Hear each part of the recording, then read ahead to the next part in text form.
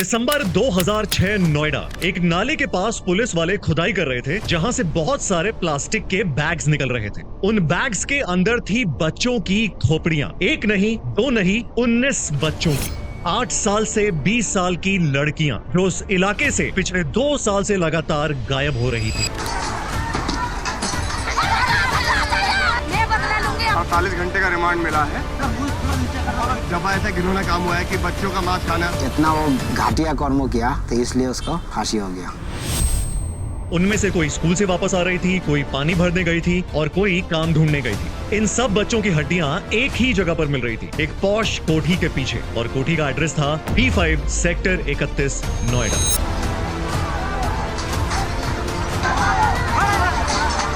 हड्डियां सिर्फ हड्डियां नहीं थी। पोस्टमार्टम के बाद पता चला कि इन बच्चियों के साथ किया गया था, मरने के बाद भी।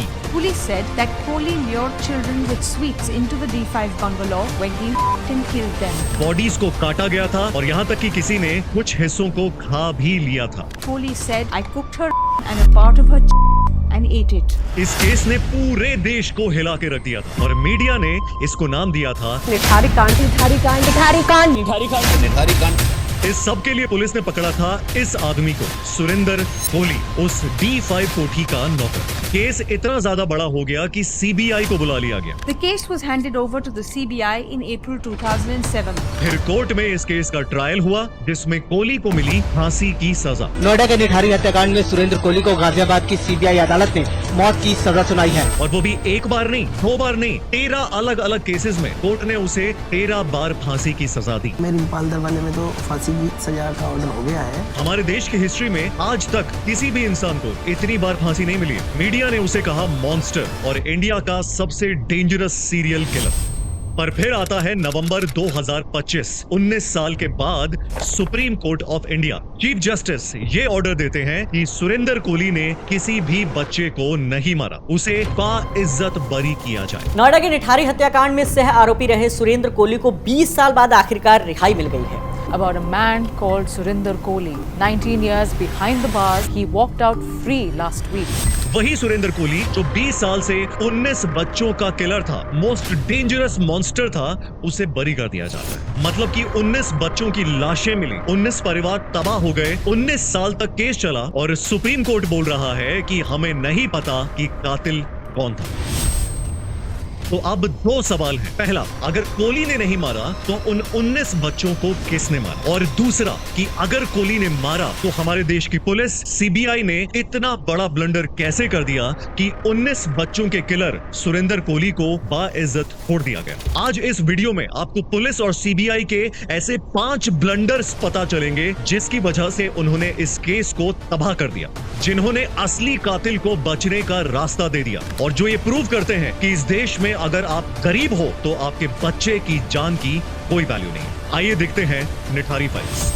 अब आगे बढ़ने से पहले, अगर आपका अपना एक बिजनेस है तो आपके लिए एक सवाल है, इंडिया में बिजनेस चलाना डिफिकल्ट है या अपनी अकाउंटिंग को ट्रैक करना? क्योंकि हमने देखा है कि लोग प्रोडक्ट बना लेते हैं, सेल्स कर लेते हैं, पर जब अकाउंटेंट पूछता है कि भैया इनवॉइस कहां पर है, तो बंदा बोलता है भाई व्हाट्सएप की चैट को चेक कर लो। हर महीने पेमेंट लेट हो जाती है, एक्सपेंसेस मिस हो जाते हैं और GST फाइलिंग में कंफ्यूजन होती है, और ऊपर से बैंक की स्टेटमेंट को रिकंसाइल करने का दर्द भी है। मतलब एक छोटी सी गलती पर पूरा का पूरा फाइन लगता है। खुद गवर्नमेंट का डेटा बताता है कि इंडिया में कंप्लायंस एरर की वजह से SMEs को लाखों का नुकसान होता है, और यहाँ पर आपकी हेल्प करता है ओडो। ओडो से इनवॉइस बनाना सिर्फ 2 क्लिक का काम है। नाम डालो, अमाउंट डालो और ड्यू डेट डालो, डन हो गया। लेट पेमेंट की टेंशन खत्म हो जाती है क्योंकि ओडो खुद से रिमाइंडर भेज देता है। आपको बस बिल को अपलोड करना है और ओडो का AI सब कुछ रीड कर लेता है। मतलब कि मैनुअल टाइपिंग की टेंशन खत्म। ओडो से 28,000 से ज्यादा बैंक्स कनेक्टेड है। मतलब कि बैंक स्टेटमेंट प्लस अकाउंटिंग दोनों का परफेक्ट मैच मिलता है। लोकल टैक्स रूल्स के हिसाब से ऑटोमेटिक एडजस्टमेंट हो जाती है, फाइलिंग टाइम पे हो जाती है, मतलब कि कोई शॉक नहीं। और इसका पहला ऐप लाइफ टाइम के लिए फ्री है। तो अगर अकाउंटिंग आपको बहुत ज्यादा तकलीफ देता है तो प्लीज ओडो जरूर ट्राई करना। लिंक आपको कमेंट और डिस्क्रिप्शन में मिल जाएगा। अब चलिए वापस अपने मेन टॉपिक पे चलते हैं। अब जरा आगे बढ़ने से पहले आपको उस इलाके के बारे में थोड़ा कुछ बताता हूँ। पहले आप जरा थोड़ा सा प्रेमाइस समझ लो। नोएडा का सेक्टर 31, एक तरफ D1 से D6 तक के बड़े बड़े बंगलों, बड़ी बड़ी कोठियां, करोड़ों रुपए के घर, और इन्हीं बंगलोज के पीछे एक दीवार बनी हुई है और उस दीवार के दूसरी तरफ है निठारी का गांव। जो झुग्गी और झोपड़ियों से भरा पड़ा है। मतलब वहाँ पे आपको बिहार के लोग मिल जाएंगे, बंगाल के लोग मिल जाएंगे, जो सारे मजदूरी करते हैं, बेसिकली अपने परिवार का पेट पालने के लिए डेली मेहनत करते हैं। यहाँ की औरतें उन पॉश कोठियों में जाकर बर्तन मांजती हैं, झाड़ू पोछा करती हैं, और उनके जो बच्चे हैं वो ज्यादातर घरों में अकेले रहते हैं। और यहीं पर जो D5 बंगलो था उसका मालिक था मोनिंदर सिंह पंढेर। अब पंढेर एक बिजनेसमैन था। उसकी फैमिली वैसे तो चंडीगढ़ में रहती थी, पर पंढेर मोस्टली यहाँ पर अपने बंगलों में आना जाना किया करता था। और इस बंगले की देखभाल को करने के लिए उसने एक नौकर रखा हुआ था जिसका नाम था सुरेंद्र कोली। अब साल था 2005। जो निठारी का गांव था वहां से लोगों की छोटी छोटी बच्चियां गायब हो रही थी। रचना 9 साल, ज्योति 10 साल, दीपाली 12 साल। अब जो उन बच्चियों के माँ बाप थे वो लोकल थाने में जाया करते थे पुलिस में कंप्लेंट करने के लिए। पुलिस वाले तो मुझे शुरू में बहुत तंग किया, अभी निकालो इनको। और जो पुलिस थी वो कंप्लेंट लेने से मना करती थी। लड़की भाग गई, जवान लड़की कहाँ चली गई, यहाँ है रिपोर्ट लेकर आने। पुलिस वाले उन बच्चियों को ढूंढने की बजाय उल्टा माँ बाप को बोल दिया करते थे कि तेरी बेटी किसी के साथ भाग गई होगी, कहीं निकल गई होगी। यार सोचो कि एक 9 साल की बच्ची भाग गई होगी। अब आप जानते हो कि हमारे यहाँ पर एक गरीब आदमी की थाने में कितनी सुनी जाती है, पर उन्हीं बच्चियों में से एक लड़की थी। अगर पुलिस वालों ने उसे टाइम रहते ढूंढ लिया होता तो शायद बाकी के 19 बच्चे जिंदा होते। 8 फरवरी 2005, ये वाली डेट याद रखना। रिम्पा अपने घर से निकली। उसकी माँ ने बोला कि सेक्टर 20 में कुछ काम है, वो काम करके तू वापस आ जाना। पर उस दिन सुबह हो गई, शाम हो गई, रात हो गई और रिम्पा नहीं आई। उसके जो फादर हैं अनिल हल्दर, वो रिक्शा चलाते थे। वो परेशान हो गए, रात को निकले, सब लोगों से पूछा, आसपास पता किया, पर कहीं से भी कुछ भी पता नहीं चला। और फिर परेशान होके वो सुबह सुबह पुलिस स्टेशन पहुंच गए। पर पुलिस ने क्या किया? पुलिस वाला भी बताया आज देख लो इधर उधर हो सकता है। गरीब आदमी को कौन जानते हैं, कोई नहीं मदद करता है। एक फॉर्मेलिटी करने के लिए डायरी में एक एंट्री लिख ली कि रिम्पा हल्दर मिसिंग। कोई इन्वेस्टिगेशन नहीं, कोई सर्च पार्टी नहीं, कुछ नहीं। पर रिम्पा के जाने के ठीक 1 महीने के बाद एक शॉकिंग इंसिडेंट हुआ। वही D5 बंगलो जिसकी हम बात कर रहे हैं, उसके ठीक पीछे एक नाला है। कुछ बच्चे वहां पर आसपास क्रिकेट वगैरह खेल रहे थे, तो किसी की बॉल जो है वही नाले के पास चली गई। तो जब एक बच्चा वहां बॉल उठाने गया तो वहां पर उसे एक प्लास्टिक का बैग मिला। तो जब उस बच्चे ने वो बैग खोला तो उसके अंदर एक इंसान का हाथ था। और बस बच्चे वहां पे चीखने लगे, भीड़ सारी इकट्ठी हो गई, पुलिस वालों को बुला लिया। अब आप सोचो कि पुलिस वालों ने यहाँ पर कितना बड़ा ब्लंडर किया। क्या उन्होंने फोरेंसिक टीम को बुलाया? नहीं। क्या उन्होंने उस हाथ की DNA टेस्टिंग कराई? नहीं। क्या उन्होंने रिम्पा की फाइल निकाली कि भैया वो मिसिंग थी, कहीं इससे उसका कोई कनेक्शन तो नहीं है? नहीं। नोएडा पुलिस ने क्या किया? उस हाथ को वहीं पर जमीन में गाड़ दिया और पब्लिक को बोला कुछ नहीं, ये जानवर का हाथ है, टेंशन मत लो, तुम घर जाओ। अब आप सोचिए कि ये कितना बड़ा ब्लंडर था। अगर उस दिन पुलिस वालों ने सही से इन्वेस्टिगेशन की होती, आसपास की जो कोठियां हैं वहां पर जांच की होती, तो हो सकता है कि जो असली कातिल था वो चाहे कहीं पर भी होता, वो पकड़ा जाता। पर फिर एक दिन इस कहानी ने ऐसा टर्न मारा कि पुलिस वालों को आना ही पड़ा, क्योंकि उनमें से एक फादर ने हार नहीं मानी।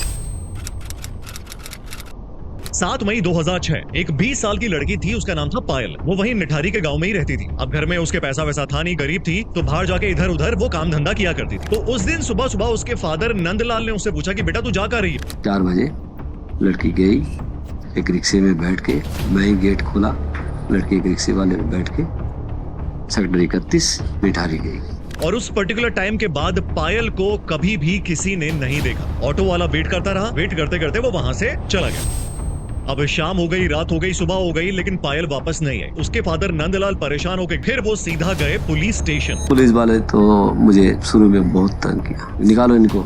लड़की भाग गई, जवान लड़की कहाँ चली गई, यहाँ है रिपोर्ट लेकर आने। और पायल को गए हुए 1 महीना, 2-3 महीने से ज्यादा हो गया, पर किसी ने कोई सुनवाई नहीं की कि वो कहाँ है, किस हालत। पर फिर भी नंदलाल ने हार नहीं मानी। वो सीधा पहुंच गए मजिस्ट्रेट के कोर्ट में। वहां पर उन्होंने अपील डाली, जज के सामने हाथ जोड़ा कि मेरी बेटी इतने महीनों से लापता है, और उसके बाद फिर एक फॉर्मल कंप्लेंट लिखी गई। अब सोचो कि अपनी ही बेटी की मिसिंग कंप्लेंट लिखाने के लिए एक बाप को कोर्ट जाके ऑर्डर लाना पड़ता है ताकि पुलिस इन्वेस्टिगेशन करे। पर पायल के केस में फाइनली उनको FIR लिखनी पड़ी और इन्वेस्टिगेशन भी चालू कर दी। अब पायल के पास एक मोबाइल हुआ करता था, नोकिया 1100। पुलिस ने उस नंबर को ट्रेस कर लिया, वो अभी भी एक्टिव था। और सोचो वो मोबाइल किसके पास निकला? वो निकला एक रिक्शे वाले के पास। पुलिस ने जब उस रिक्शे वाले को पकड़ा और उसे पूछा भैया तेरे पास ये मोबाइल कहाँ से आया, उसने बताया कि ये मोबाइल मुझे D5 कोठी के नौकर सुरेंद्र कोली ने दिया था। और बस नोएडा पुलिस ने डिसाइड कर लिया कि उनको उनका कातिल मिल गया। हम लोग उनकी तलाश कर रहे हैं। क्या कोई इंसान सिर्फ हवस की भूख मिटाने के लिए या चंद सिक्कों की खातिर हैवानियत की इस हद तक जा सकता है?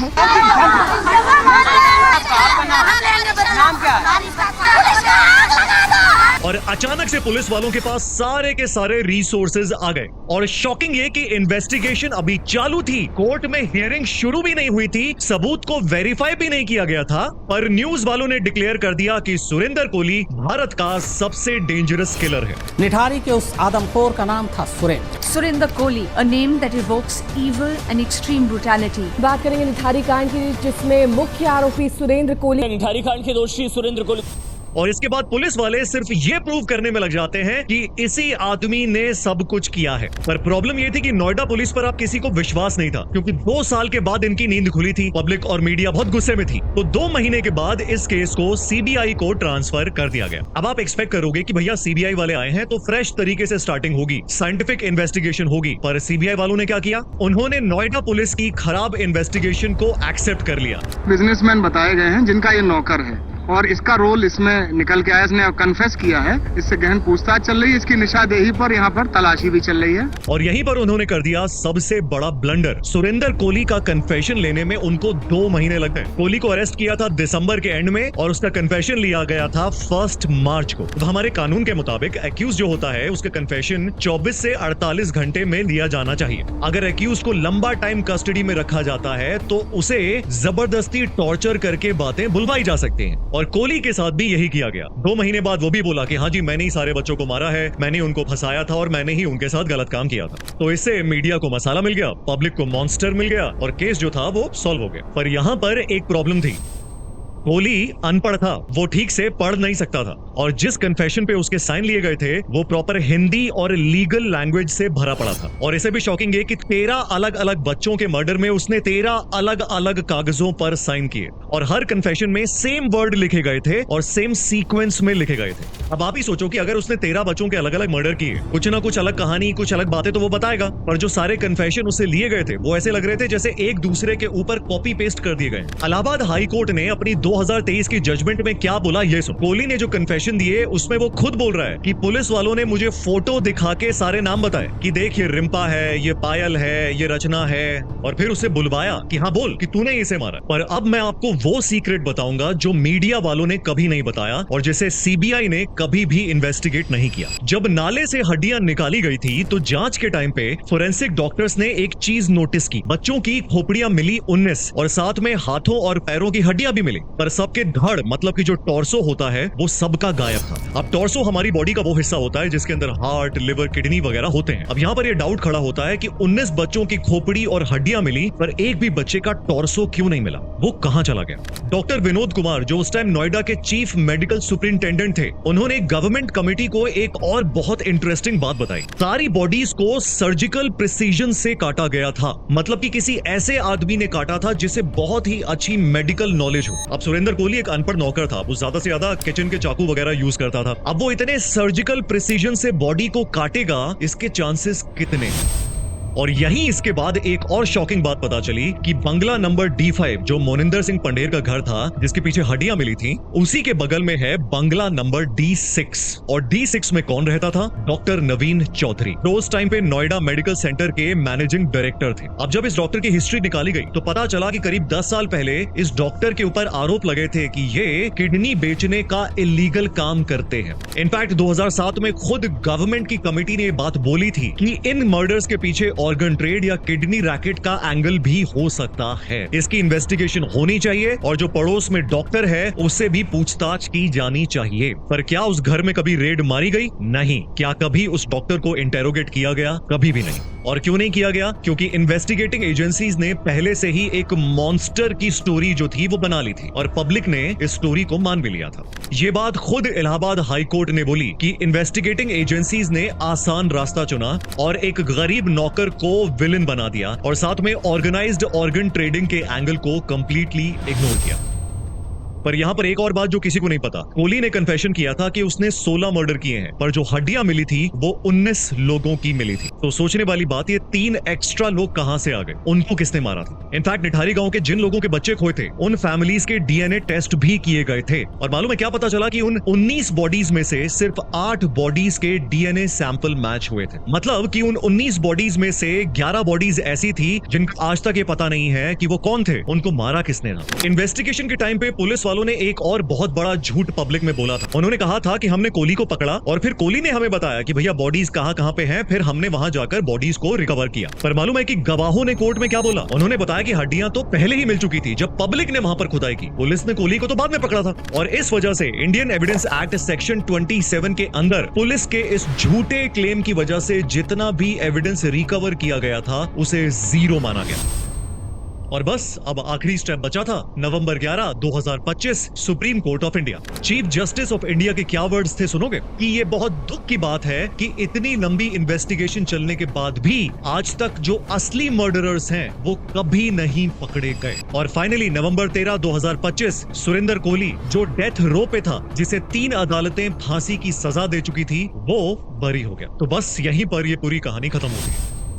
पर जो सबसे इंपॉर्टेंट सवाल था वो अभी तक सॉल्व नहीं हुआ कि उन 19 बच्चों को किसने मारा। क्या उनको कोई भूत मार के चला गया? वैसे निठारी में एक भूत तो जरूर था, वो भूत जो गरीब माँ बाप की कंप्लेंट्स को 2 साल तक इग्नोर करता रहा। वो भूत जिसको इंसानी हाथ मिला फिर भी उसने जानवर बोल के उसे वापस जमीन में गाड़ दिया। और शॉकिंग बात है कि वो भूत आज भी जिंदा है, जो एक गरीब आदमी को आज भी वैसे ही ट्रीट करता है। उन बच्चों के माँ बाप आज फिर से खाली हाथ बैठे हैं। आज वो फिर से रो रहे हैं कि काश पता चले कि किसने उनके बच्चों को मारा था, ताकि उनके बच्चों की आत्मा को शांति मिले। अगर आपको इस वीडियो से कुछ सीखने को मिला तो इसे अपने दोस्त और फैमिलीज के साथ जरूर शेयर कीजिएगा। अगली वीडियो में फिर से मिलते हैं। नमस्कार।